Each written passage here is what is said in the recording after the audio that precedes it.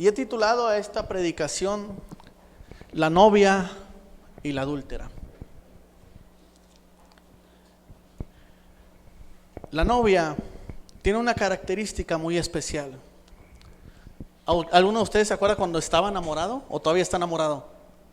Todavía, gloria a Dios, nada más escuché 2 amén, pero bueno, con eso iniciamos.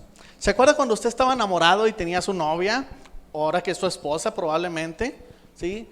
Y esos momentos tan maravillosos cuando tú anhelabas ese momento cuando salías de trabajar y ya voy corriendo con mi novia y me baño y me cambio y voy a ir a visitarla, ¿sí? O salías de la escuela, salías de los estudios y ibas con tu novia, con tu compañera, y pasabas esos momentos tan agradables que te olvidabas de todo, te olvidabas de las tareas, no te importaba cuánto ibas a tardarte en el camino, si 2 horas en camión o si un taxi en ese entonces te cobraba 150 pesos, a ti no te importaba nada. Lo que querías era llegar a ese momento y estar con la novia y estar pasando ese rato agradable. ¿Se acuerdan de esos tiempos de enamoramiento? ¿Sí? Aquellos que por ahí están olvidados o que los han dejado, saben esos o han vivido esa experiencia también, ¿verdad? Sí, esos momentos donde muchos de nosotros pasamos ese tiempo tan precioso y que de cierta manera probablemente al paso del tiempo algunos seguimos más enamorados, otros probablemente ya se les fue el amor, ¿sí? Pero te das cuenta que hacías hasta lo imposible por estar con tu pareja. Hacías hasta lo imposible por estar con esa persona que tanto amas o que tanto amabas, y hacías lo que sea, hacías tantas locuras, juntabas desde 2 meses antes cuando iba a cumplir años para regalarle algo muy importante, te hacías el propósito de reunir cierta cantidad de dinero para sacarla a pasear, no te importaba cuánto te gastabas en el cine, no te importaba cuánto te gastabas en comprarle algún detallito, si le ibas a comprar flores, algún detallito que a ella le gustara, chocolates, etcétera, ¿sí? Y esos tiempos tan preciosos que probablemente al paso del tiempo se van perdiendo, ¿sí? Es muy similar cuando nosotros estamos en la presencia de Dios. Cuando venimos a la iglesia, cuando recién nos convertimos, ¿se acuerda de su primer amor en Cristo? ¿Sí? ¿Cómo eran sus días en Cristo a un principio? ¿Qué hablamos? ¿De sus primeros días de noviazgo o de nuestros primeros días en Cristo? ¿Qué le agrada más o qué le incomoda más? Porque veo aquí 2, 3 varones que están ahí al lado de su mujer y como que no les está pareciendo. Vamos a hablar de Cristo para agarrar parejo, ¿ok? Vamos a hablar de nuestros primeros días en Cristo. Esos días cuando nosotros no nos importaba absolutamente nada por venir a la casa del Señor, ¿sí? Esos días tan pasionales donde en realidad si la reunión era a las 12, aquí estábamos 11:40, 11:45, ¿sí o no? Cuando recién uno está enamorado hace hasta lo imposible. Esos momentos que no voy a ir a ninguna fiesta porque voy a ver a mi Señor. Estoy tan enamorado de mi Rey que no me importa si me invitan a una fiesta o si me invitan a un partido o etcétera, etcétera. Yo primero cumplo con mi Señor. ¿Se acuerdan de esos momentos? ¿Sí se acuerdan? De que si me dolía la cabecita, no importa, yo voy a la iglesia porque ahí el Señor me va a sanar, ¿sí? ¿Se acuerdan de esos momentos tan preciosos donde en primer lugar estaba el Señor? ¿Se acuerdan de esos momentos donde nosotros dábamos todo por agradar a Dios? Que no importa si yo llego cansado del trabajo, tengo un tiempo de intimidad con Dios. Que no importa si yo estoy estresado, como quiera voy a orar con mi Señor, ¿sí? No como algunos, bueno, es que esta iglesia yo sé que no pasa, pero me han contado otra iglesia, por decir, me contaron otros hermanos de otra iglesia, me decía el pastor, un amigo mío, me decía que los hermanos no oraban, porque llegaban cansados del trabajo. Decía, es que estoy tan cansado, pastor, que no tengo tiempo de orar. Y me decía el pastor, fíjese, ¿cómo decía? Dice, ¿cómo es posible que haya congregantes así en tu iglesia? Aquí en la iglesia no pasa eso, ¿sí? Y luego decía, dicen que a veces les duele la cabeza cuando empiezan a leer y les da mucho sueño y dejan de leer y no buscan de la palabra. Y le decía, ¿es en serio lo que me está diciendo? O sea, no lo creo, en realidad no lo creo, pero si tú me lo dices, pues tengo que creerlo porque es una palabra de un pastor, ¿verdad? Entonces tengo que darle credibilidad a su palabra. Y yo decía, ¿cómo es posible que cuando una iglesia dice estar enamorado haga esas cosas para el Señor? ¿Sí?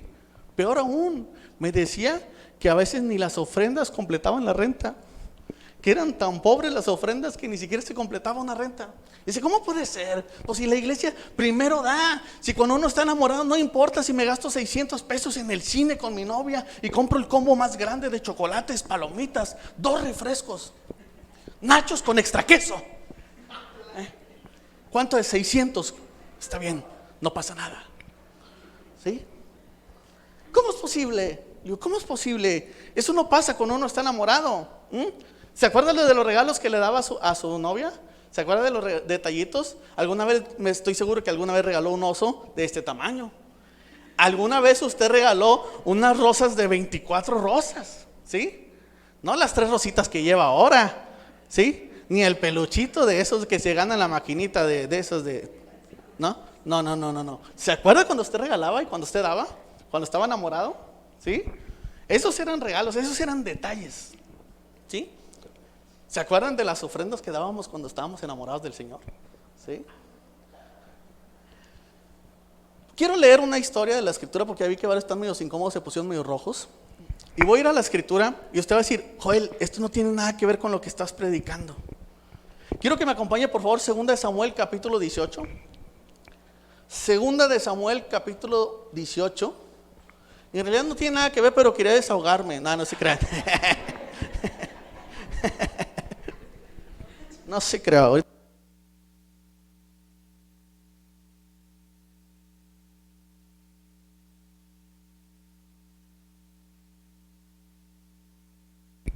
Iba a leer solamente una parte del capítulo 18, pero en este momento el Espíritu me ha revelado que muchos no pudieron leer esta semana porque estuve muy ocupados. Así que vamos a leer todo el capítulo para que al menos en la semana usted haya leído un capítulo y no se vaya y no termine la semana sin leer, ¿ok? Vamos a leer todo el 18. Dice la palabra del Señor en nombre del Padre, del Hijo y del Espíritu Santo. David pasó revista a sus tropas y nombró jefes sobre grupos de 1000 y de 100 soldados. Les dividió en 3 unidades y los envió a la batalla. La primera unidad estaba bajo el mando de Joab, la segunda bajo el mando de Abisai, hijo de Sarbia, hermano de Joab, y la tercera bajo el mando de Itai, el gitita. Yo los voy a acompañar, dijo el rey, pero los soldados respondieron, no, su majestad no debe acompañarnos. Si tenemos que huir, el enemigo se va a ocupar de nosotros. Y aún si la mitad de nosotros muere, a ellos no les va a importar, pero su majestad vale por 10,000 de nosotros. Así que es mejor que se quede y nos apoye desde la ciudad. Bien, dijo el rey, haré lo que les parezca más conveniente.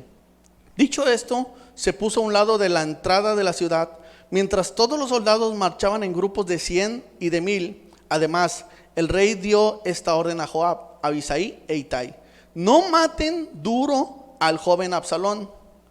Y todas las tropas oyeron las instrucciones que el rey dio a cada uno de los generales acerca de Absalón. El ejército marchó al campo para pelear contra Israel y la batalla se libró en el bosque de Efraín. La lucha fue intensa aquel día, hubo 20,000 bajas. Sin embargo, los soldados de David derrotaron allí al ejército de Israel. La batalla se extendió por toda el área, de modo que el bosque causó más muertes que la espada misma. Absalón, que huía montado en una mula, se encontró con los soldados de David. La mula se metió por debajo de una gran encina y a Absalón se le trabó la cabeza entre las ramas. Como la mula siguió de largo, Absalón quedó colgado en el aire. Un soldado que vio lo sucedido dijo a Joab: acabo de ver a Absalón colgado de una encina. ¿Cómo?, exclamó Joab. ¿Lo viste y no lo mataste ahí mismo? Te habría dado 10 monedas de plata y un cinturón. Pero el hombre respondió: aún si recibiera 1000 monedas, yo no alzaría la mano contra el hijo del rey. Todos oímos cuando el rey les ordenó a usted, a Abisai y a Itai, que no le hicieran daño al joven Absalón. Si yo me hubiera arriesgado, me habría descubierto, pues nada se le escapa al rey, y usted por su parte me habría abandonado. No voy a malgastar mi tiempo contigo, replicó Joab. Acto seguido agarró 3 lanzas y fue y se las clavó en el pecho a Absalón, que todavía estaba vivo en medio de la encina. Luego 10 de los escuderos de Joab rodearon a Absalón y lo remataron. Entonces Joab mandó tocar la trompeta de detener a las tropas y dejaron de perseguir a los israelitas. Después tomaron el cuerpo de Absalón y lo tiraron en un hoyo grande que había en el bosque. Y sobre su cadáver amontonaron muchísimas piedras. Mientras tanto, todos los israelitas huyeron a sus hogares. En vida, Absalón se había erigido una estela en el valle del rey, pues pensaba: no tengo ningún hijo que conserve mi memoria. Así que esa estela le puso su propio nombre, y por eso hasta la fecha se le conoce como la estela de Absalón. Ahimás, hijo de Sadoc, le propuso a Joab: déjame ir corriendo para avisarle al rey que el Señor lo ha librado del poder de sus enemigos. No le levantarás esta noticia hoy, le respondió Joab. Podrás hacerlo en otra ocasión, pero hoy no, pues ha muerto el hijo del rey. Entonces Joab se dirigió a un soldado cusita y le ordenó: ve tú y dile al rey lo que has visto. El cusita se inclinó ante Joab y salió corriendo. Pero Ahimás, hijo de Sadoc, insistió: pase lo que pase, déjame correr con el cusita. Pero muchacho, respondió Joab, ¿para qué quieres ir? Ni pienses que te van a dar una recompensa por la noticia. Pase lo que pase, quiero ir. Anda pues. Ahimás salió corriendo por la llanura y se adelantó al cusita. Mientras tanto David se hallaba sentado en el pasillo, en el pasadizo que está entre las dos puertas de la ciudad. El centinela que había subido al muro de la puerta alzó la vista y vio a un hombre que corría solo. Cuando el centinela se lo anunció al rey, este comentó: si viene solo, debe traer buenas noticias. Si viene solo, debe traer buenas noticias. Pero mientras el hombre seguía corriendo y se acercaba, el centinela se dio cuenta que otro hombre corría detrás de él. Así que le anunció al guarda de la puerta: por ahí viene otro hombre corriendo solo. Ese también debe traer buenas noticias, dijo el rey. El centinela añadió: me parece que el primero corre como Ahimás, hijo de Sadoc. Es un buen hombre, comentó el rey, seguro trae buenas noticias. Ahimás llegó y saludó al rey postrándose rostro en tierra y le dijo: bendito sea el Señor, Dios de su majestad, pues nos ha entregado a los que nos habían rebelado en contra suya. ¿Y está bien el joven Absalón?, preguntó el rey. Ahimás respondió: en el momento en que tu siervo Joab me enviaba, vi que se armó un gran alboroto, pero no pude saber lo que pasaba. Pasa, quédate ahí, dijo el rey. Ahimás se hizo a un lado. Entonces llegó el cusita y anunció: le traigo buenas noticias a su majestad. El Señor lo ha librado hoy de todos los que habían rebelado en contra suya. ¿Y está bien el joven Absalón?, pregunta el rey. El cusita contestó: que sufran como ese joven los enemigos de su majestad y todos los que intentaban hacerle mal. Al oír esto, el rey se estremeció y mientras subía al cuarto que está encima de la puerta, lloraba y decía: ay, Absalón, hijo mío, Absalón, hijo mío, ojalá y hubiera yo muerto en tu lugar, Absalón, hijo mío, hijo mío. ¿Ya vio y se ha dado cuenta lo fácil que es leer un capítulo al día? Tan rápido que nos dimos cuenta. La Biblia nos narra una historia de un hombre llamado Absalón, hijo del rey David. Absalón se ha convertido en un hijo rebelde, se ha convertido en aquel hijo que quiere tomar el trono de su padre porque cree que su padre no merece ser rey. Su padre había pasado por alto a un hijo haber violado a una hija de él también, a una hermanastra de él, por lo cual era hermana de Absalón. Voy a contar un poquito la historia para llegar a este punto. Absalón se enoja contra su padre y contra ese hermano que había violado a su hermana y mata a su hermano en venganza de su hermana. De cierta manera, Absalón siente mucho coraje porque la misma ley te dice que si tú tienes un hijo rebelde, que si tú tenías un hijo que en realidad no hiciera lo que debería hacer, incumpliera la ley, tu obligación era traer a ese hijo y ser apedreado por los sacerdotes. Pero David, siendo el rey, pasa por alto ese mensaje y pasa por alto esa ley que está establecida y perdona a su otro hijo. Y hace como si nada pasara. El hijo acaba de violar a una hermanastra Y David hace como si nada pasara y trata de encubrir al hijo para que el pueblo no se dé cuenta. Trata de encubrir todo y dice: aquí yo soy el rey, aquí no ha pasado absolutamente nada. Absalón, el hermano que mata a su otro hermano por haber hecho tal crueldad sobre su familia, ahora está en una posición donde quiere tomar el reino de su papá. Se ha rebelado tanto contra su papá que se ha encargado de conquistar al ejército de Israel, a ir de pueblo en pueblo y decir: a partir de hoy yo voy a ser el rey de Israel.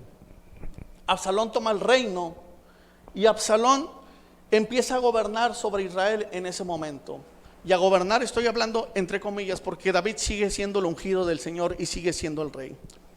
Pero como Absalón toma el reino y empieza a perseguir a su padre, Absalón en ese momento tiene todo el poder. Por eso la Biblia dice que David está, o los soldados de David están peleando contra Israel en ese momento, ¿sí?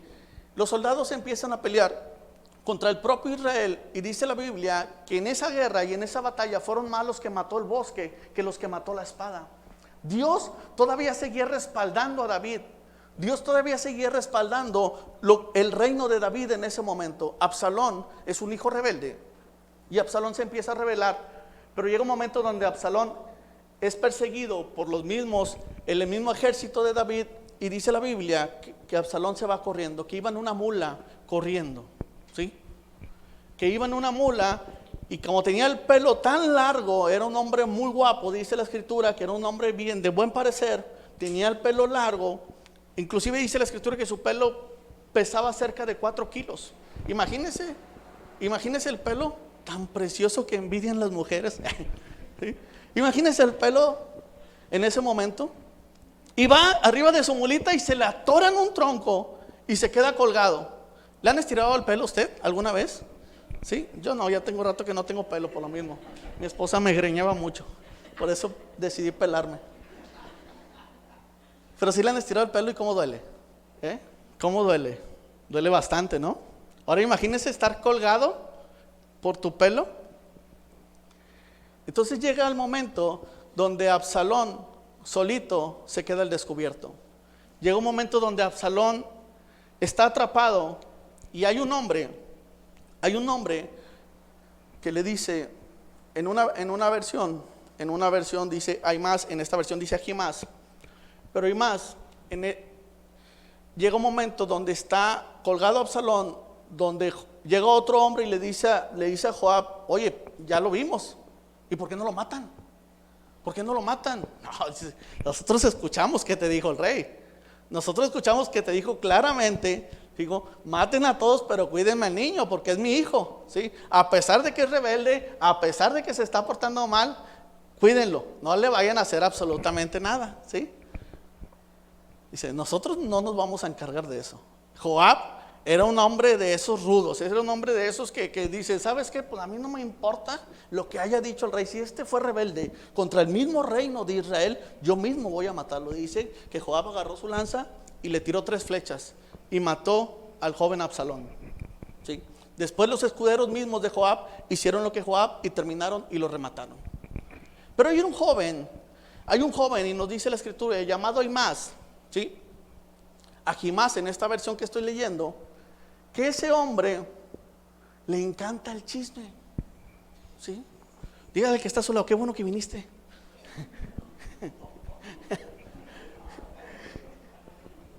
Ese hombre dice: Joab, déjame, voy a decirle al rey, yo le quiero ir a decir al rey. Y Joab: ¿no estás entendiendo? Este no es momento para darle esas noticias al rey. Mandemos a este hombre, que este hombre viene siendo un esclavo, y él tendrá que darle la noticia. Entonces Joab le dice al otro, en otra versión dice que es un etíope, dice: ve y dale la noticia al rey.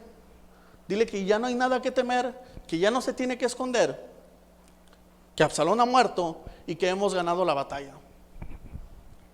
Pero hay más, dice: déjame ir, yo también quiero ir, yo quiero dar esa noticia, quiero decirle al rey lo que ha pasado. Joab le dice: ¿no estás entendiendo, chamaco? ¿No estás entendiendo que no es momento de hacer esto? A ti no te corresponde hacer esto. A ti no te corresponde dar esta noticia. Deja que vaya la de él. Como sea que sea, yo quiero ir. Imagínate de esos, no sé si les ha tocado a esos niños que de repente te están pide y pide algo y pide algo y dices, ya está bueno, hombre, te lo voy a comprar. ¿Sí? Ándale papá, ándale papá, ándale papá. Ya está bueno, agarra las papitas. Bueno, así era ese joven más o menos. Hasta que hartó a Joab. Mire, para que haya hartado a Joab, ¿sí? Y para que Joab haya cedido a alguna petición así, es porque de plano este joven insistió mucho. Y Joab le dice, ándale, ve. Y el otro, con tal de ir al chisme y con tal de ser el primero, de estar ahí y queriendo llamar la atención, dice que llegó primero que el otro. ¿Sí? El otro ya se había adelantado y este fue, corrió y llegó al rey. Rey, ¿qué crees? Ganamos la batalla. ¿Cómo está Absalón? ¿Tú crees que le importó al rey la batalla? Lo único que le importaba al rey era su hijo. ¿Cómo está mi hijo? ¿Cómo está Absalón? ¿Absalón?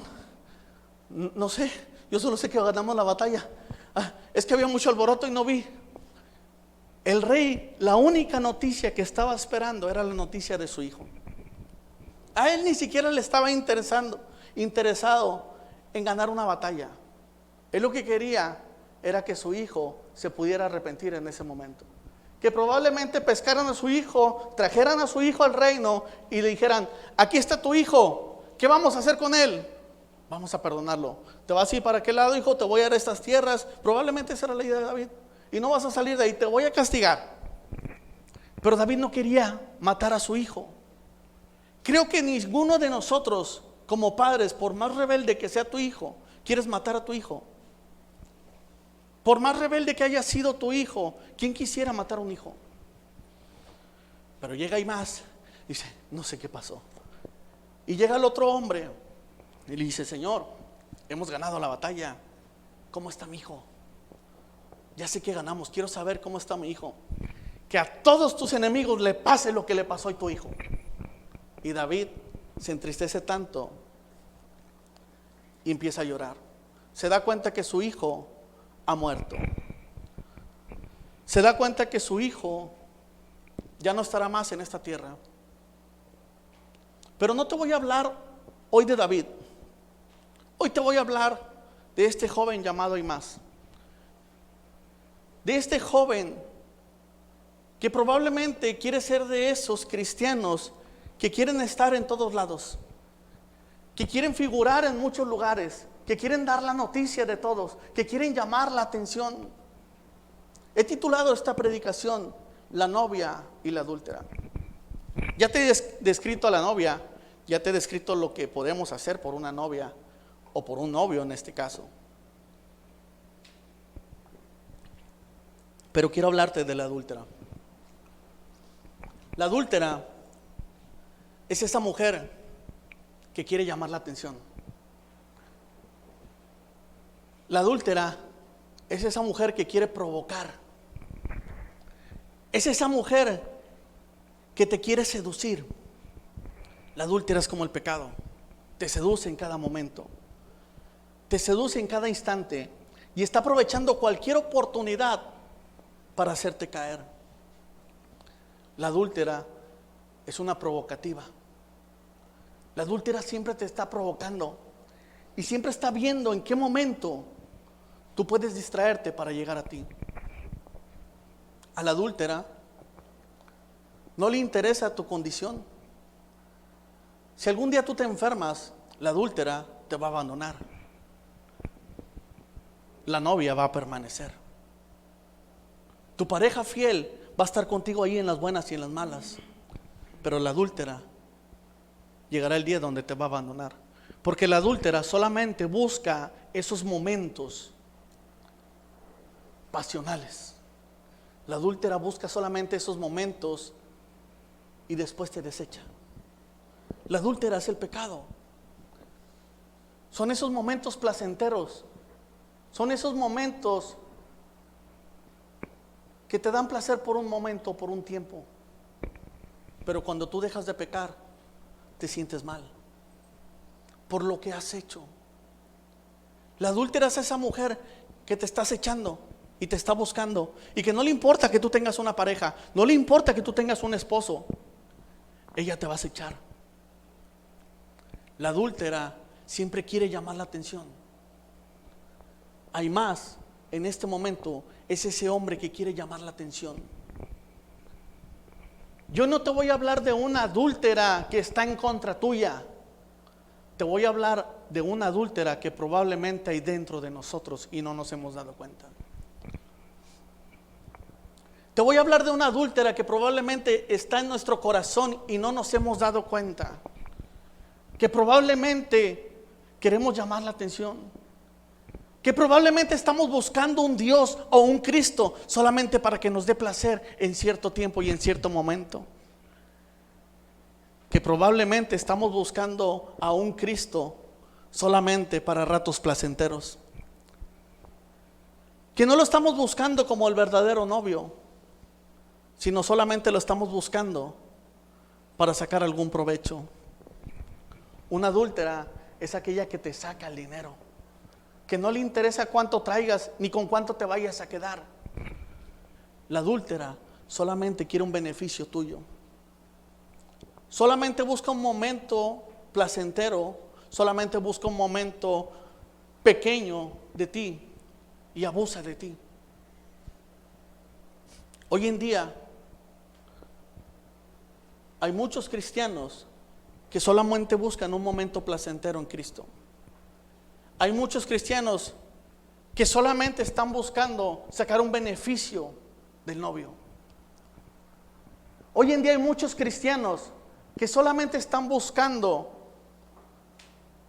sacar lo mejor del Señor y se olvidan de Él. ¿Sabes lo que hace una adúltera? La adúltera busca cómo seducirte para quitarte a ti, ya sea tu dinero, ya sea tu matrimonio. No busca nada de ti. No busca estar contigo ni piensa estar contigo en la eternidad. No piensa la adúltera que va a estar contigo la próxima semana. Solamente quiere estar contigo un momento. Hacer lo que tenga que hacer, vaciar tus bolsillos y destruir tu matrimonio. A la adúltera no le importa tu matrimonio. A la adúltera no le importa lo que vaya a pasar después de ese momento contigo. No le importa ni siquiera cómo te vas a sentir después de ese momento.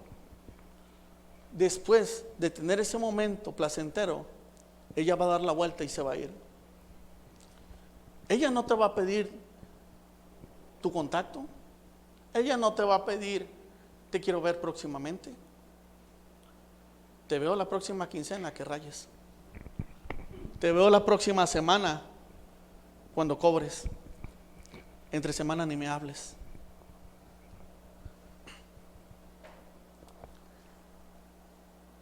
La Biblia nos muestra cómo hay hombres que han intentado sacar un provecho de nuestro Señor. La Biblia nos dice que Cristo va a venir por su novia, que el novio va a venir por la novia. ¿Te acuerdas esos tiempos cuando eras la novia? ¿Te acuerdas esos momentos cuando sabías que el novio iba a llegar a las 7 y desde las 6 ya te estabas bañando y arreglando, esperando al novio? ¿Te acuerdas esos momentos que anhelabas? Que si tú le decías, entro a las 12 a la escuela, te veo a las 11 ahí para pasar al menos una hora. ¿Cuánto anhelabas pasar un momento siquiera con tu pareja? ¿Te acuerdas de esos momentos? ¿Han vivido esos momentos aquellos que fueron novios? ¿Sí se acuerdan de esos momentos tan bellos? ¿Sí? Que hacías hasta lo imposible por verte con tu novio y aprovechabas cada instante. Y cuando se iba el novio, tú te angustiabas y decías, ya quiero que sea mañana para que venga a verme. Ya quiero que pase otro día para tener otro momento con él.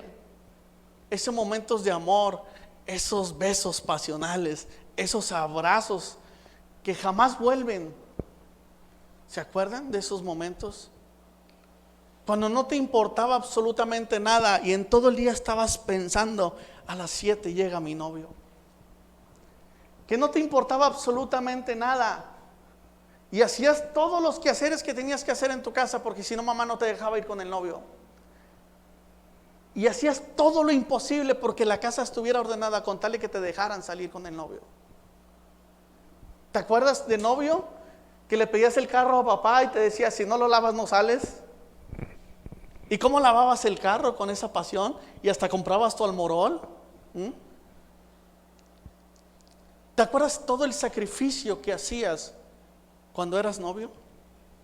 Con tal de tener ese poco tiempo de verse todos los días. Y todo el tiempo en tu mente estaba, quiero tener un encuentro con mi novio. Quiero tener ese encuentro con él. Y cuando estás ahí y sabes que es la hora que se tiene que ir el novio, dices, no puede ser. Es tiempo de que se vaya el novio. Y tal vez no lo voy a ver mañana, hasta pasado mañana. Hay parejas que se ven cada semana, hay parejas que se ven cada 3 días, cada 2 días, dependiendo del trabajo y los quehaceres. Pero anhelabas tanto y deseabas tanto ver a tu pareja. ¿Cuánto deseabas? Ahora a lo mejor no, hombre, viene ojalá se tarde y tenga horas extras en el trabajo. ¿Sí? Ya cambia la situación un poquito. ¿Sí? Por eso quiero que volvamos al tiempo del enamoramiento. ¿Sí? Yo gracias a Dios sigo bien enamorado. No estaba, se fue. Voy a hablar. ¿No están grabando? Sí. Me la llevo tranqui entonces. La Biblia dice que Cristo va a venir por su novia.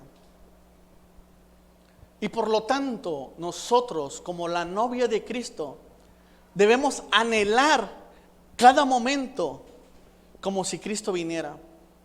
Anhelar como ese momento cuando usted tenía a su pareja y decía, ya voy a ir a ver a mi novia o voy a ir a ver a mi novio. Ya va a llegar el tiempo donde voy a ver a mi novio. Pero ¿sabes cuál es el problema? Y siempre lo he dicho de esta manera, que la iglesia está esperando al novio en 100 años. Cuando la Biblia misma dice que Él puede venir hoy mismo como ladrón en la noche. Y nos hemos descuidado. Imagínese que su novio llegara a las 2 de la tarde cuando usted trae la salivota acá. ¿Sí? A las 12 del mediodía cuando tiene la almohada aquí pegada todavía aquí. Imagínese que le cayera de sorpresa así su novio en su casa cuando eran novios. ¿Qué haría usted? Probablemente así venga Cristo por nosotros. Algunos estemos con la babota, otros con la almohada, muchos sin estar preparándonos para la venida del novio. Se nos ha olvidado muchas veces como iglesia estar preparados. Jesús hace y dice, ¿qué pasaría si te dijeran que hoy a las 3 de la mañana viene un ladrón a robar tu casa? ¿Qué harías tú? Pues me preparo, afilo mi machete. No se crean. Pues me preparo, obviamente, porque sé que va a venir un ladrón a tal hora. Pero déjenme le digo una cosa, a las 3 de la mañana, ahí está Jesús esperándolo también. A esa hora donde no se escucha ningún ruido, donde no hay absolutamente, está una paz tan tranquila, ahí está Cristo esperándolo, queriendo tener un encuentro con usted. Pero dicen, Señor, te puedo ver la otra semana o el domingo y nos vemos en la iglesia. Se nos ha olvidado prepararnos para el novio. ¿Y sabe cuál es lo más importante? Que muchas veces queremos figurar o queremos hacer cosas que Dios no nos ha mandado. A veces queremos hacer cosas que el Señor no nos manda. ¿Sí? Mire, yo siempre he querido tocar esa cosa, ¿cómo se llama? Un bajo.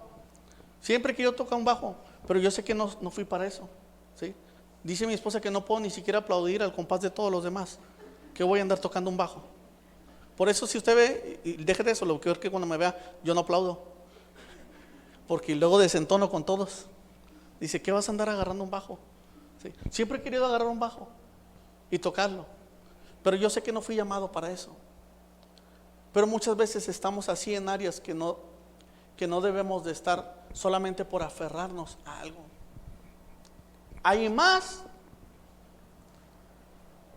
Nadie le dijo que fuera a dar la noticia, pero él quería ir. Y cuando va y da la noticia, no sabe qué decir. No sabe qué decir. ¿Sabía que Absalón había muerto? Sí sabía. Joab le había dicho: no te puedo mandar porque no es momento, ha muerto su hijo. Pero cuando le preguntan se queda callado y no sabe qué decir. No sé si le ha pasado a usted alguna vez, ¿sí? El Señor, ahora sí me voy a parar a predicar en el camión, ¿sí? Yo voy a ir, Señor, vas a ver. Voy a ir a predicar afuera del hospital. Ando con todo, Señor. Oré toda la semana, ayuné 3 veces a la semana, estoy preparado, me voy a ir al camión, me voy a ir a la Macroplaza, me voy a ir a la Alameda y me voy a plantar, Señor. Y probablemente el Señor te está diciendo: lo que quiero es que vayas con tu vecino y le hables de mí. Señor, yo a las multitudes que están aquí en la Alameda te los voy a predicar. Y cuando llegas, el Señor les ama, el Señor les ama. Gloria a Dios. No sabes qué decir. No sabes qué decir ni qué hacer, porque no te ha mandado el Señor ahí. Pero cuando tú haces lo que Dios te dice, donde quiera que Dios te plante, tú tienes palabra para el Señor. El otro hombre que mandó Joab, ve y da la noticia. Y llega el hombre y da la noticia, porque vio, porque se le ordenó. Cuando a ti se te ordena algo, sabes lo que tienes que hacer. No te tiene que decir absolutamente nada, porque tú ya sabes, ya lo viste, ya lo viviste. Vas y lo haces. Es fácil la tarea en Cristo. Solamente tienes que hacer lo que se te diga que hagas. Hermano, te toca la reunión de oración el viernes. No, ay, pastor, yo sí oro todos los días, pero en público no, Señor. Aparte la Biblia dice que oremos en lo secreto.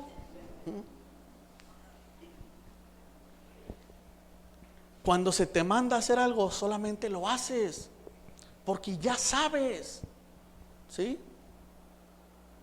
Eso es el problema con muchos cristianos hoy en día, que queremos hacer cosas que Dios no nos ha mandado a hacer, como hay más. Y lo que Dios nos manda a hacer, no lo hacemos. El detalle es que no hemos entendido o hemos dejado de escuchar al Señor y queremos hacer solamente lo que nosotros queremos.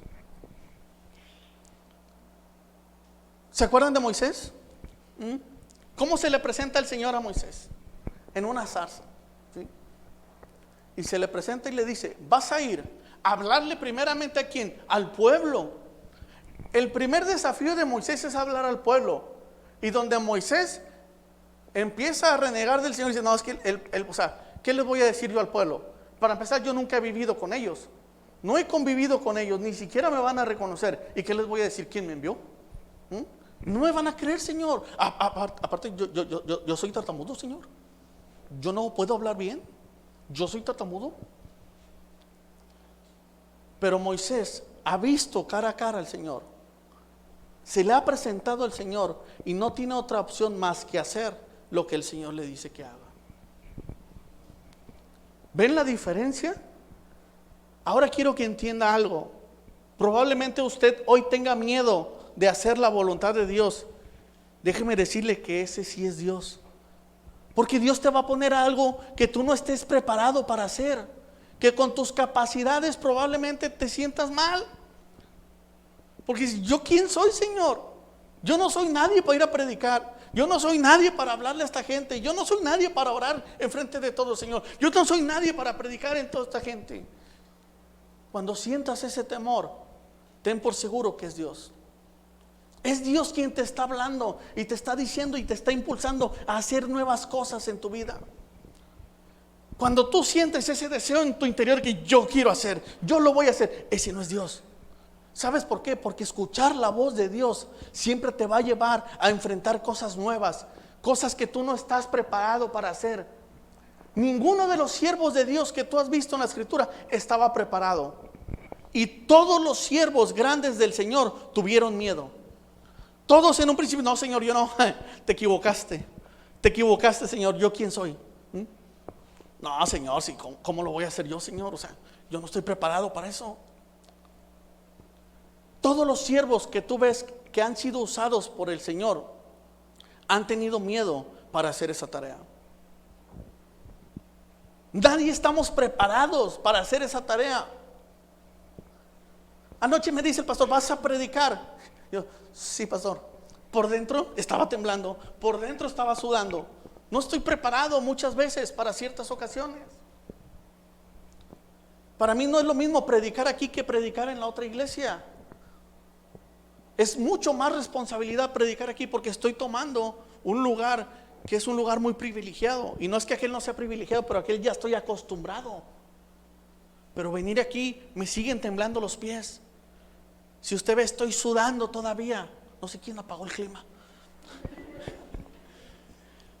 Pero hacer la voluntad de Dios te lleva a ese límite, donde tus piernas van a temblar, donde tu voz va a temblar, donde tu mismo cuerpo va a sentir esos escalofríos de hacer la voluntad de Dios. Porque nadie está preparado para eso. Es Dios quien te va preparando para todo. ¿Se acuerdan de la historia de Isaías cuando se presenta ante el Señor? ¿Sí? Cuando es levantado y dice, ay de mí, soy de labios inmundos, ya valí, no sé qué vine a hacer aquí, Señor. ¿Sí? Aparte vengo de un pueblo muy pecador. ¿Qué voy a hacer aquí, Señor? Es lo mismo cuando nos presentamos ante el Señor. Pero ¿sabes cuál es la ventaja? Que la novia es aquella que el Señor eligió. La novia es aquella que el Señor puso sus ojos en ella y dijo, ella me cautiva, ella me enamora, yo la quiero a pesar de sus imperfecciones, yo la quiero aunque no sea perfecta, yo la quiero aunque para la gente no sea la más bonita, aunque para la gente no sea lo mejor, para mí es suficiente. No sé si se les ha pasado que cuando eran novios probablemente tuvieron varios pretendientes, ¿sí? Y pusieron su mirada y su corazón con la persona que hoy están. Ay, no tenían pretendientes. Ay, sí. Vi a 2, 3 parejitas ahí como que volteando así de reojo a ver si es cierto. Puso tu mirada en ti.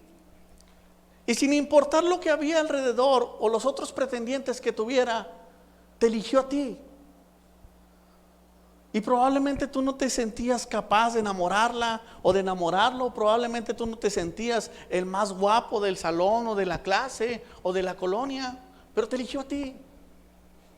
Puso su mirada en ti. No hubo nadie más que le cautivara más que tú.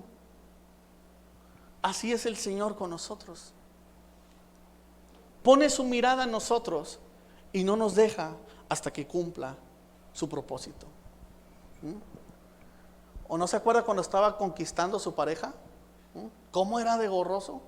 ¿Y cuántas cosas hacía por conquistar? De la misma manera el Señor siempre está conquistándonos a nosotros. Por eso cuando usted se equivoca, a Dios no le interesa. Por eso cuando usted peca, a Dios no le interesa.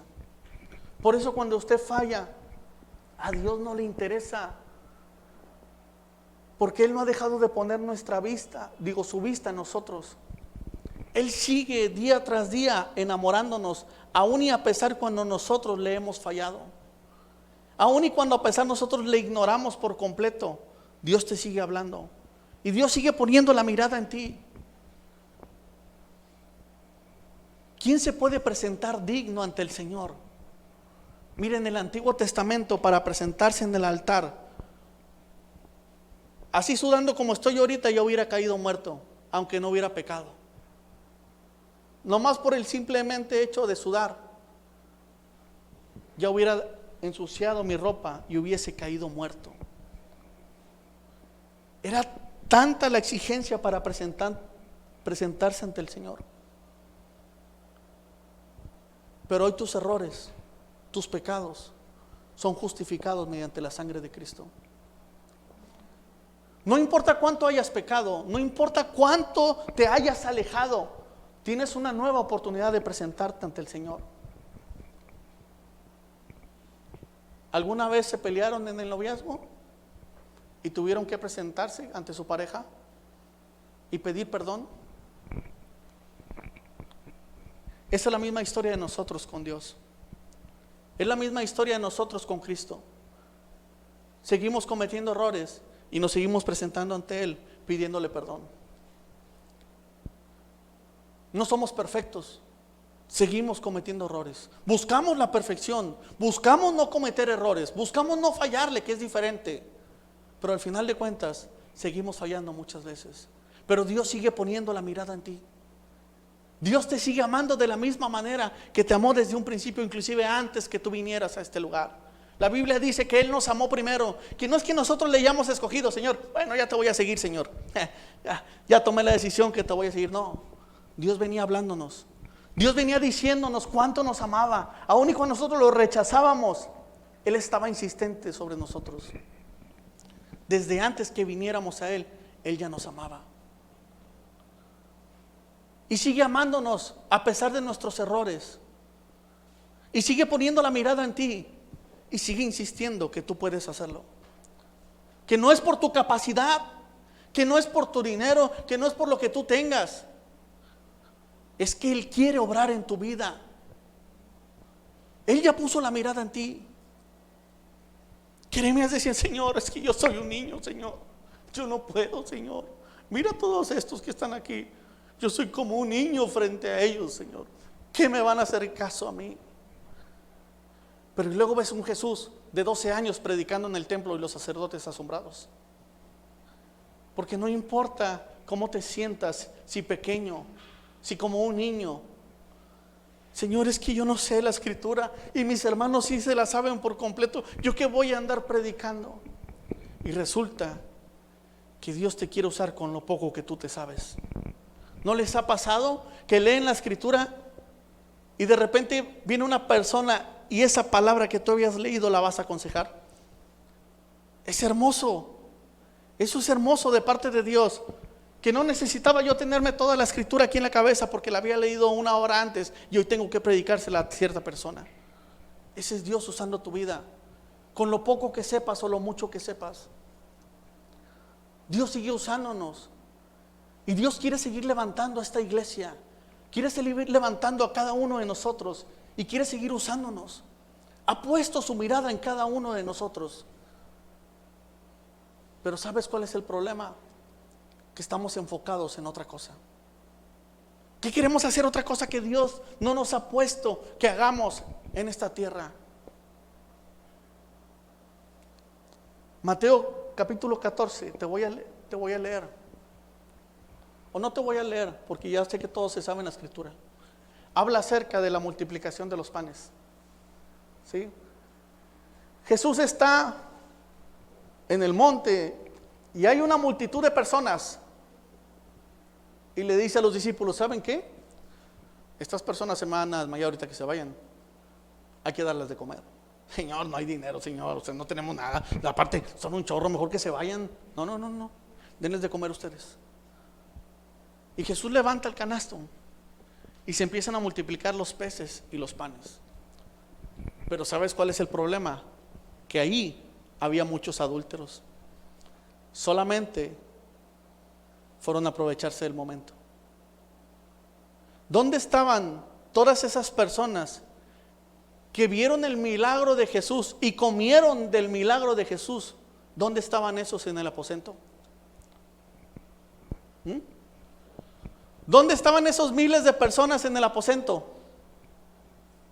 ¿Sabes por qué? Porque solamente fueron y se aprovecharon. Sacaron lo mejor del Señor y dijeron: vámonos, hasta aquí llegamos. Esos son los adúlteros, los que solamente buscan un beneficio del Señor. La novia permanece aunque no haya alimento. Aunque haya escasez y las cosas no nos estén saliendo, la novia permanece, no abandona. ¿Cuál fue el cumplimiento que le hizo o la promesa que le hizo a su mujer y a su marido cuando se casaron? No te voy a abandonar aún ni en la escasez, aún ni en la enfermedad. Voy a estar firme contigo.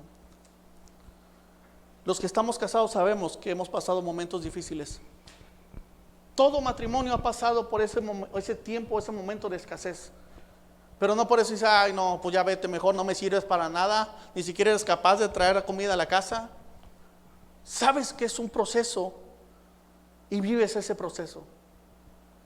Cuando pasas esa prueba, te das cuenta que el amor permanece.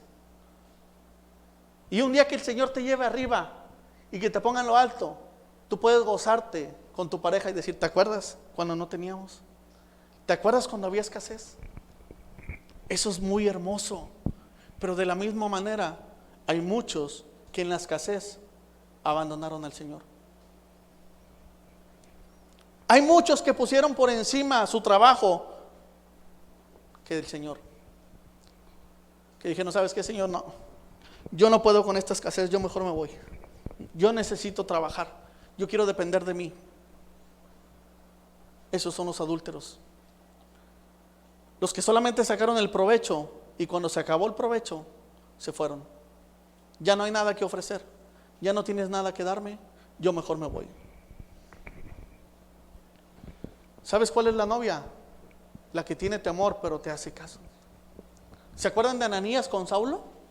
No voy a llevarlos a los versículos porque yo sé que conocen la escritura, ¿sí? Pero ¿se acuerdan de Ananías con Saulo de Tarso? Saulo queda ciego y se va, se esconde en un lugar y el Señor le habla a Ananías, quiero que vayas y pongas tus manos sobre los ojos de Saulo para que él reciba la vista. ¿Qué dice Ananías? Señor, Saulo, el que está matando a los cristianos, ¿cómo es posible, Señor? ¿Por qué me mandas a mí? O sea, hay muchos aquí que te siguen porque yo tengo que ir. Pero ¿qué es lo que hace Ananías? Con ese temor, aún va y ora por Saulo. La novia es fiel. La novia no le importa si tiene temor o no. Hace lo que el novio dice. Ananías en ese momento era el momento más difícil para él. Era su oportunidad de acabar con el que estaba matando a los cristianos. ¿Por qué no lo dejamos así? No sé si me estoy explicando, pero ¿cuántas veces el Señor no te ha mandado a orar, a ayudar, a predicar a aquellos que probablemente te hicieron daño alguna vez? Aquellos que probablemente te lastimaron alguna vez, o hirieron a tu pareja, o hirieron a tus hijos, o hirieron a ciertas personas de tu familia. Y dices, no, Señor, esos no merecen tu gracia. Yo no voy a orar por esos. ¿No te acuerdas cuánto me dijeron cosas, Señor? ¿No te acuerdas cuánto me lastimaron? La novia hace caso. Y dice, ok, Señor, voy a perdonar. Voy a orar por esas personas. Voy a orar por aquellos que me lastimaron. Voy a ayudar si es necesario. Y me voy a enfrentar a ellos. Imagínate el difícil caso de Ananías. Tener que presentarse ante Saulo en ese momento. Pero sabes, cuando tú eres la novia, tú obedeces. Tú no descuidas ni abandonas. Tú haces lo que el novio dice. La pregunta sería, ¿somos novias o somos adúlteras? ¿Cómo nos estamos comportando dentro del Evangelio nosotros? ¿Seguimos? Solamente voy a dar 2 ejemplos más. Lucas 9:57.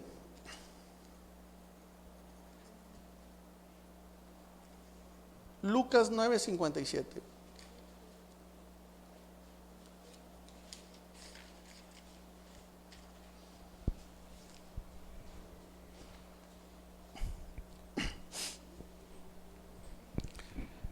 Iban por el camino cuando alguien le dijo, te seguiré a donde quiera que vayas. Oílo, he escuchado varios aquí en tiempos de oración. Las zorras tienen madrigueras y las aves tienen nidos, respondió Jesús. Pero el Hijo del Hombre no tiene dónde recostar su cabeza. ¿Tú crees que me vas a seguir de esa manera? Si ni siquiera tengo dónde dormir, si ni siquiera tengo dónde recostar mi cabeza, ¿qué creen que ha de haber hecho ese hombre?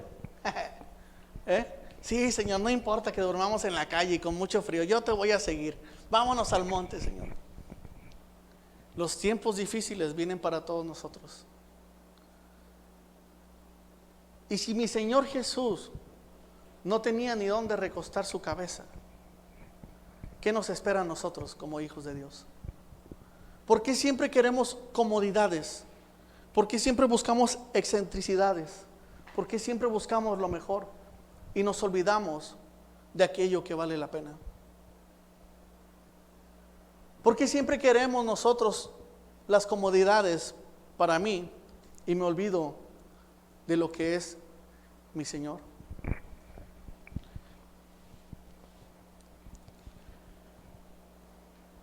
Hay otro adúltero ahí también, Marcos 10:17.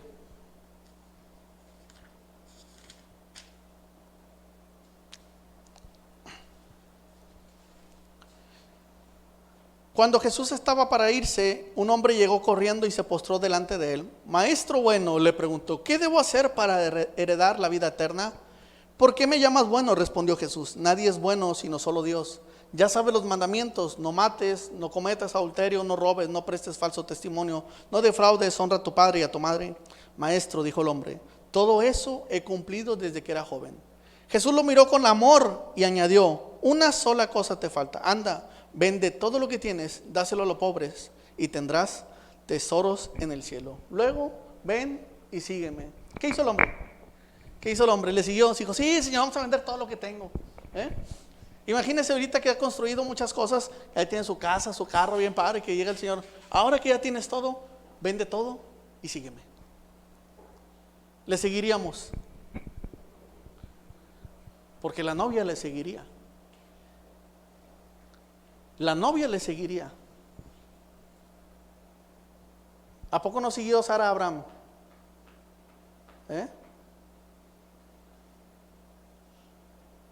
¿Le costó? Yo creo que sí le costó. A todos nos cuesta cuando el Señor pide algo, pero vale la pena seguirle.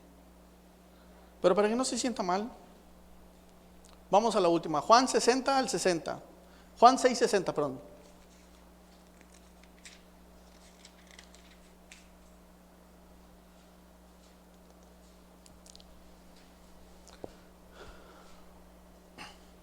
Al escucharlo, muchos de sus discípulos exclamaron, esta enseñanza es muy difícil, ¿quién puede aceptarla?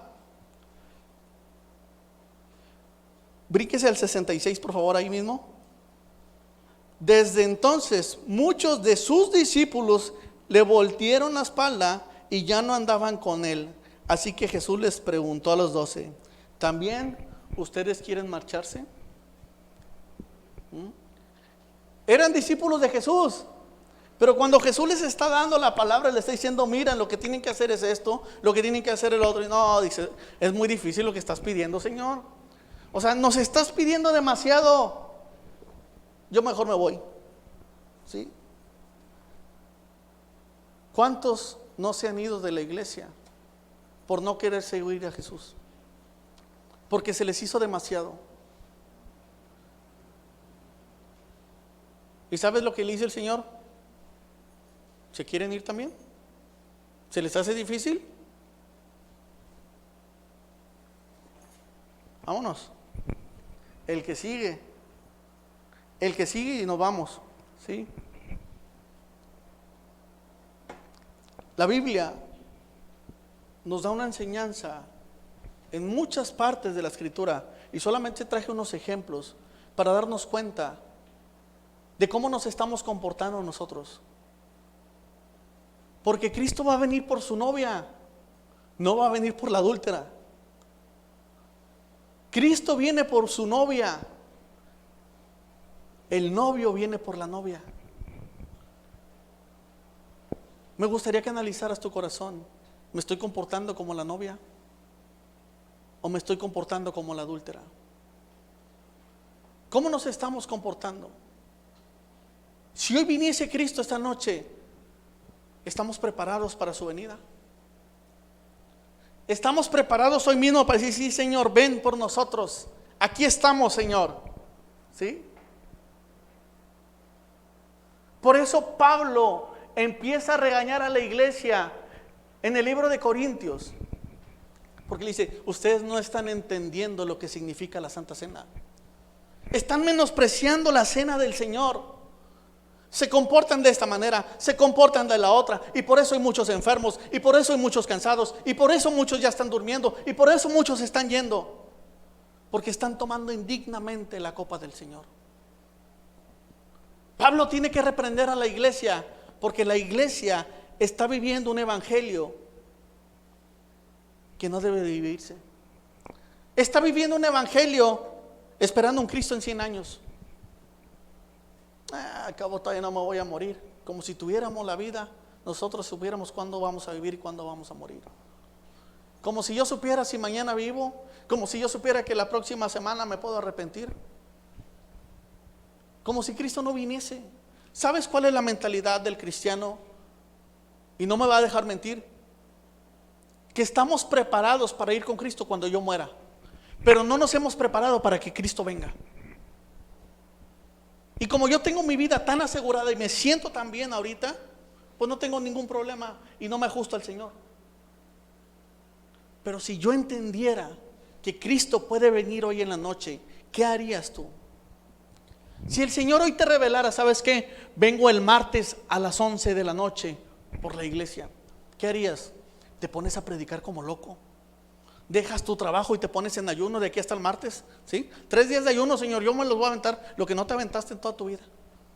Pero ahora sí nos ponemos a ayunar. Claro, eso haríamos, porque estaríamos esperando al maestro, estaríamos esperando al novio. Pero como no sabemos, y como lo espero de que ya tienen 2000 años que va a venir y ni viene. Si entendiéramos un poco las escrituras, la misma escritura dice, en los últimos tiempos habrá más violencia, el amor de muchos se enfriará. Cuando dice el amor de muchos, es aquellos que amaban. ¿Cuántos no se han ido de la iglesia? ¿Cuántos no se han enfriado de la iglesia? En los últimos tiempos la tecnología aumentará, la ciencia aumentará. Hace 100 años estábamos en caballos.